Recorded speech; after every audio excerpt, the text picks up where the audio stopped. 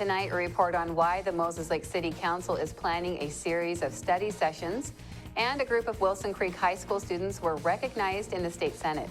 What's happening in sports, Bob? The Wenatchee Wild take a 3-1 lead in their postseason series with Langley, and the Mariners come back to beat the Royals in Cactus League play. Here's a quick peek at our Weather Center forecast. Hi everyone, meteorologist Mike Sines here. I'm tracking the latest weather information. Low pressure system on its way on in here. Will it bring flooding this weekend? More details coming up. I'm Amber Jenks, and we have all this and much more on iFIBER 1 News.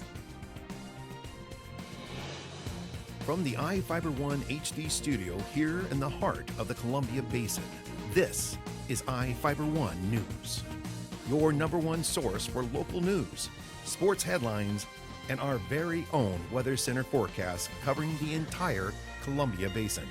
This is iFIBER 1 News, and it starts now.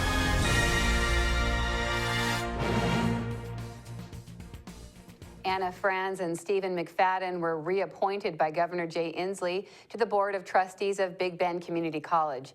McFadden and Franz are currently the chair and vice chair for the board and were confirmed for a second term by the state Senate on March 3rd. Franz is an attorney and alumnus of Big Bend and lives in Moses Lake. McFadden is a director of the Adams County Economic Development Council and resides in Ritzville. Big Bend's Board of Trustees is comprised of 5 members, and College President Terry Lee stated he was happy to see the pair remain on the board. The other trustees on the board are John Lane and Juanita Richards, and Assistant Superintendent of the Othello School District, Mike Villarreal. Seniors from Wilson Creek High School visited Olympia and met with Senator Judy Warnick. iFIBER 1 News was there to see the students be recognized in the state Senate.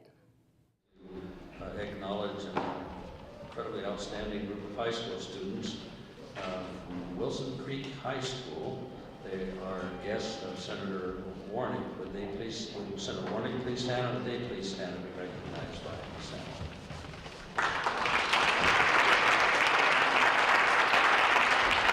We came on a college visit, so we knew the Senate was in session, so we wanted to come and give our kids the experience of the Capitol and the tour. It was very exciting, you know, to have, our kids don't get a lot of recognition, so to come to the Senate and be recognized up there they're all pumped up. We were also up there earlier, and the deputy, he came down and explained everything, and so we've just had a great tour today. We do lots of college visits. GEAR-Up is designed to get kids ready for some type of post-secondary education, so we do lots of college visits and do some cultural things too to expose our kids to things around us. Moses Lake is planning to hold a series of study sessions to examine various issues in the city. Council member Bill Ekert suggested having the study session start at 6 p.m. and continue until they are finished. He said they should examine setting a standard for the colors and designs of commercial buildings, looking at regulations on signs, and develop a new rules for weed control. Ekert didn't mention what complaints he has received about the design of commercial buildings, but he did mention several complaints he received about signs. The council member continued his complaints about the weed control ordinances. He wanted the council to consider requiring landowners to cut all the vegetation on their properties.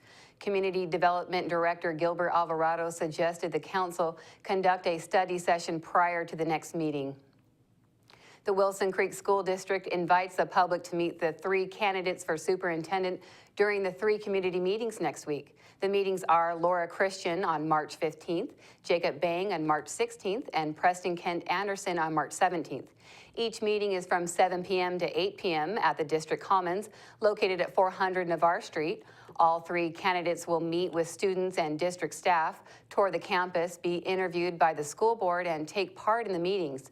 Residents from Wilson Creek, Stratford, and Marlin communities are encouraged to attend. The final decision to succeed interim superintendent Gene Nelson is expected to be announced by the end of the month. Now we take a look at people being sought by law enforcement. This is Sheriff Tom Jones with the Grant County Sheriff's Office. Each of the people you see here have a warrant for their arrest. If you see any of these people, we ask you do not attempt to detain or apprehend them, but call us at 509-762-1160 or send us an email at primetips@co.grant.wa.us. If the person is presenting a danger, call 911. With your help, we can bring these people to justice and make our community safer. We'll be back right after this. Here comes Obamacare, the biggest change in the tax code in 20 years. I'm ABC's Richard Davies with today's tax tip. This year's tax season marks the first time you'll be asked for information regarding your health insurance. Eric Smith of the IRS says for most people, this will be a non-issue. For more than 3 out of 4 taxpayers, the change will involve just simply checking a box on your return. That box indicates that you had health coverage and most likely through your employer. Others who bought government-backed health care and received a tax credit to help them pay for it will have to account for whether they calculated correctly. Kathy Pickering of H&R Block says there'll either be a payment or a refund. When they come in to file their taxes, now they're reconciling how they estimated their income to what their actual income is. The IRS says if you're low income and not required to file a tax return, you don't have to buy health coverage. But for those who could afford it and chose not to, they'll get a fine. With today's tax tip, Richard Davies, ABC News. Now for your iFIBER 1 News Weather Center forecast.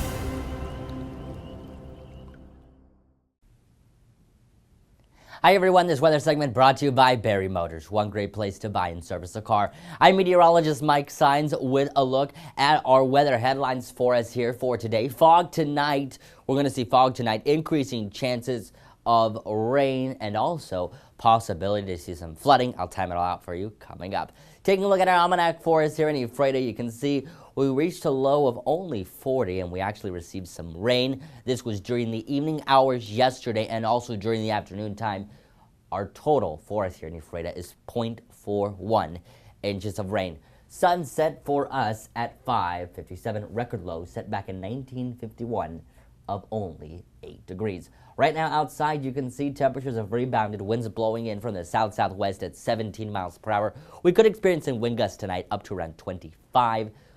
Partly cloudy skies to mostly clear skies, and we are going to see 52 right now outside. As we take a look at our futurecast model though, humidity is going to continue to come in off of the coast especially. I'm going to give you a little bit closer view here. For us locally, rain showers especially out towards the west, clearing for a bit, and then as we make our way in, look at this moisture already starting to increase. I'm calling for a 40% chance of showers, especially during the afternoon time for Friday. This cloud cover here could actually be rain by the time tomorrow. Our in-house model isn't picking up on it just quite yet, but storm system out here, it's already making its way out. And look at this fill all with rain. This is all heavy, intense rain, and that's going to bring the potential to see flooding as we make our way into Saturday. So definitely do just have your umbrella ready, folks. And it's going to be a wet weekend. So any outdoor activities that you have planned right now, either going out to any games, anything like that, keep an eye on that. And any outdoor activities as far as picnic or barbecue, might want to bring those inside because these showers are going to be moving in to the area. Here's a look at my forecast for tomorrow. We're going to see Friday right around 1 o'clock. Long Beach 53 with rain showers. Yakima 55, mostly cloudy skies. As we take a closer look here, Quincy, 54, rain showers. Also, Moses Lake, 56. 55, Ephrata, right around the 1 o'clock hour, with those showers that are going to continue to be scattered throughout the day, and a heavier band of rain makes its way in. Here's my extended outlook. Rain chances are going to increase. 40% chance for tomorrow as we make our way into Saturday. Heavier showers and storms with that storm system making its way in here. 50%. Rain chances taper off just a little bit, 30%. The majority of these showers are going to be in the morning time frame right around Sunday rather, and Thursday is looking very nice as well. Thanks for watching, folks. Sports next. Whether you're looking for a bigger car to support your growing family, a new truck for your business, or something to pull that toy of yours, we've got you covered at Barry Chrysler Dodge Jeep Ram in Ephrata. Come see us today and learn why your family, friends, and neighbors buy their cars at Barry. On Basin Street for more than 35 years, and with locations in Moses Lake and Wenatchee, we are one great place to buy a car. Call or click 754-2411 or barrysaves.com. To save some energy, I've used Einstein's mass energy equivalents to design the haptic suits you see in front of you. They will maintain our core body temperature while we completely turn off our heat and air conditioning. With the money we save on our Grant PUD bill, I'll be expecting that trip to Disneyland this year. You don't need to be a super genius to save energy and money. Visit grantpud.org to learn how. The Wenatchee Wild blanked Langley 5-0 on the road last night to take a 3-1 lead in the best-of-7 series with the Rivermen. Matt Baker put back a rebound off a shot by Kyle Steffen at the 12:58 mark of the first period to open the scoring. Steffen made good on his second attempt, giving the Wild a 2-0 lead 40 minutes into the match. Goals from Blake Christensen, Brandon Harris, and Dakota Rabe in the third completed the lopsided win for Wenatchee. The Wild outshot Langley 40-29 on the night. Chase Perry stopped 29 shots by the Rivermen to record his first postseason shutout for the team. Wenatchee went 1 for 7 on the power play and 6 of 6 on the penalty kill. The Wild can wrap up the series in Langley with a win Friday.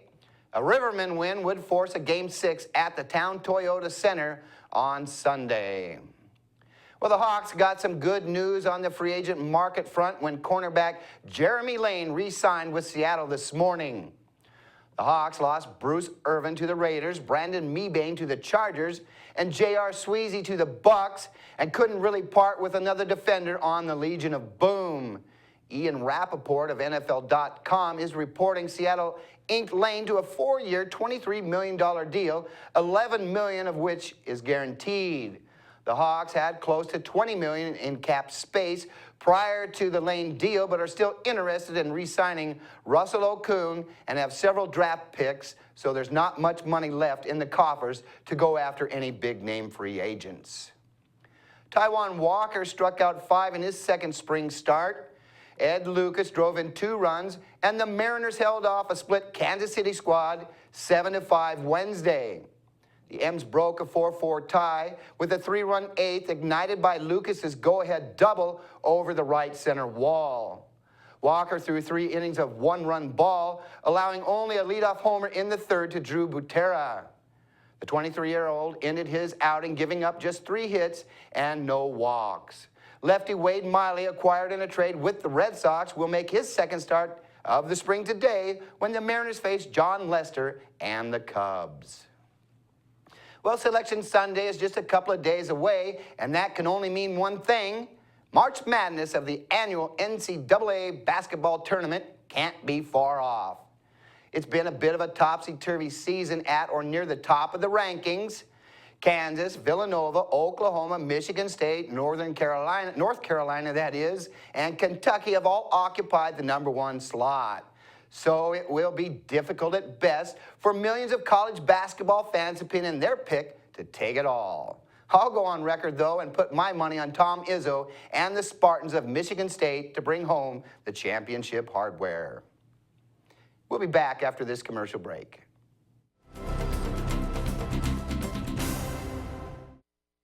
Well, one thing I knew from being a patient myself was that a dental office is a scary place to come to. And so we wanted everything possible to make sure that our office is a comfortable place for our patients to visit.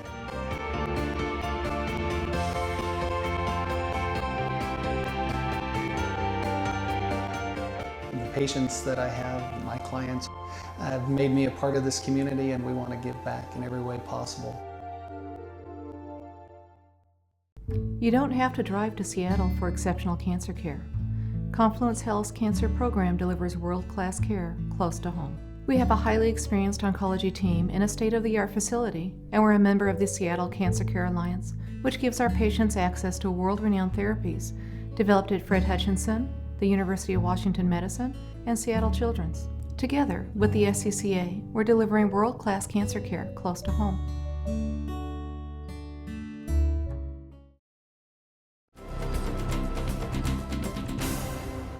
Our spotlight story tonight is about how a Moses Lake teacher's experience in Haiti is helping her students raise money to help other students who are facing hardships every day. Reporter Devin Higgins has the story.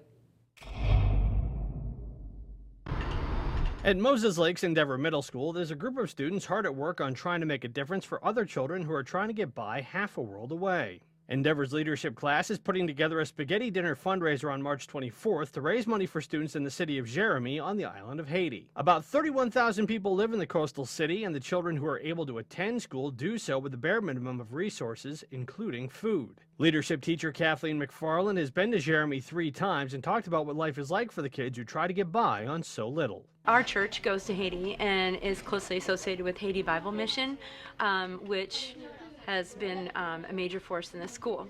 And there's 80 to 100 kids in the school, and so this will be my 4th trip. And so for me, of course, it was eye-opening my first trip there, just to see the conditions as a teacher. So you have a school that has, you know, just a cement floor, cinder block walls. They have a chalkboard and sometimes chalk and paper and pencils. And it's very basic. They don't have electricity, no running water. There's a hole in the ground outside for when the kids have to go to the bathroom. What we're trying to do is raise money for the lunch program. So they get rice and beans every day. And for some students, that's the only meal they get, and they're happy to have it. And the love that the teachers have for the kids and the joy that the kids have was just overwhelming to me. And so going back, this is my 4th trip, like I said, it feels like I'm going home. McFarland students will likely never know the level of hardship that their peers in Haiti live with every day, but they said learning about them has encouraged them to do what they can to help make their lives better. I really like this project because it gives us a chance to be leaders like we're supposed to. It gives us a chance to make a difference in the world and help others. Haiti is a very poor country, and we want to help these people, but we realize that we can't help them as much as we want to on our own.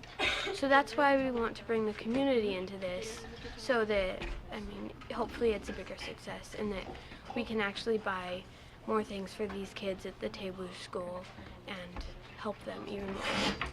McFarland said along with learning about a different community and culture, her students are also getting a new appreciation and respect for the luxuries and benefits they sometimes take for granted. I think it's having a daily gratitude for what you have, and that definitely did it for me in going, and they've caught that vision.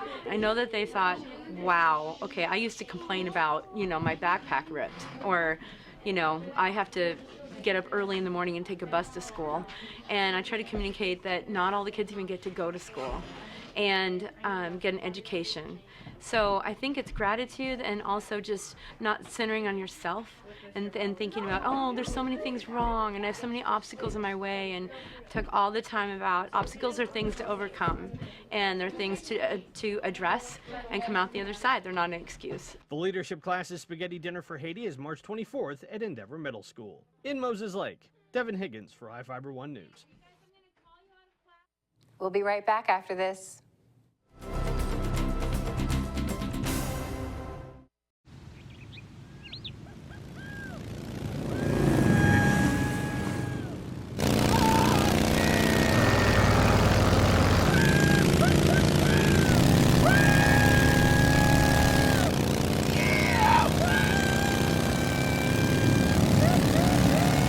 Experience speed like never before when you connect to Grant PUD's high-speed network. Visit grantpud.org to learn more.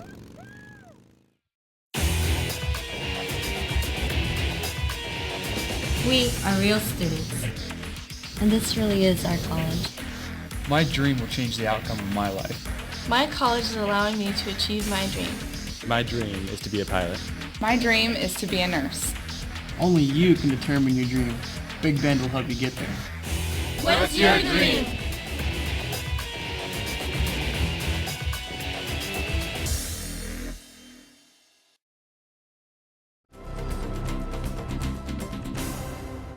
Welcome back. Police officers and firefighters are visiting Moses Lake Elementary Schools this week to help with breakfast and interact with students. Reporter Joe Utter has the details.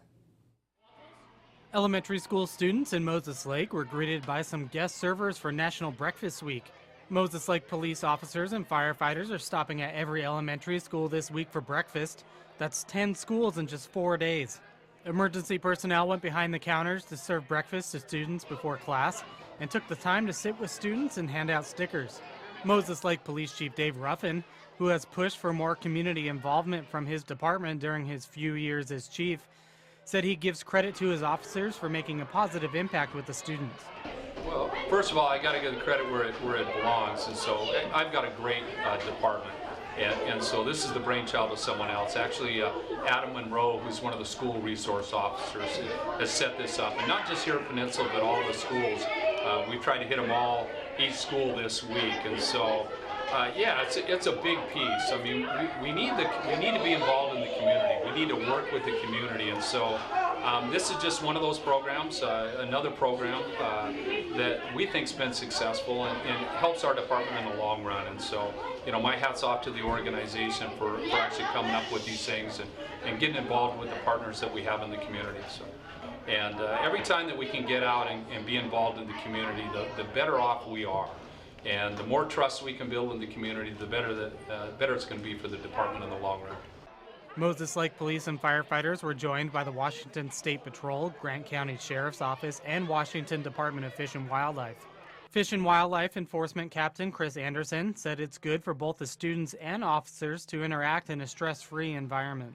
It's a friendly environment where we can talk to each other one-on-one or in a group instead of maybe a family situation or a law enforcement situation where there's a lot of stress involved. And so it's a different environment. It's good for the kids. It's good for us. This is Joe Utter for iFIBER 1 News. People are invited to a free performance from the Big Bend Community College Choir on Wednesday, March 16th. The choir is performing Voices of Spring starting at 7:30 p.m. at the Wallenstein Theater on the college campus. The college choir is made up of about 30 students and community members. Admission to the performance is free. The show includes classic American folk songs, up-tempo tunes, and samples of several music genres. The performance is conducted by Big Bend music instructor Michael Davinsky, accompanied by Marina Munter. In Northwest news, a Seattle man believes he's found a way to stop thieves from stealing packages from doorsteps. His new invention came after seeing several people becoming victims of theft. Cairo's Gary Horscher has the story. Because this is where I put it. Seattle inventor Mike Grabham says the inspiration for his new creation came from serious perspiration. I was like, there's got to be a way to protect a box on your porch. It can't be that hard. Like a lot of others we've covered over the past year, Mike was taken by bold package thieves, or as he calls them, porch pirates. He noticed in our news coverage they aren't deterred by cameras if no one's around. Because I can't stop them. I know I can't stop them, but can I scare them? This is Mike's idea. It's called a package guard. When packages are delivered, they go on top of the guard. They'll do this. Still okay, because it still sets it off. The package guard sends you a text, and you respond by arming the guard from your phone. The deterrent is the sound. It turns into a very loud alarm. It's very similar to a car winding up. So the minute that comes off, it's instantaneous. Well, the alarm tone is still being worked out, but when it goes off, you'll get another text alert, turning the device off remotely. That minute that alarm goes off, they're not going to be walking back to their car. They're going to run to the car, and most likely they're going to drop the package. They'll definitely drop the package if it's big. Mike says when they go to mass production someday, they'll sell for about $50. It's really you trying to take care of your stuff. And that's what this came from, is me trying to take care of my stuff. That's going to do it here for us at iFIBER 1 News. We want to thank you for watching, and we'll see you again tomorrow.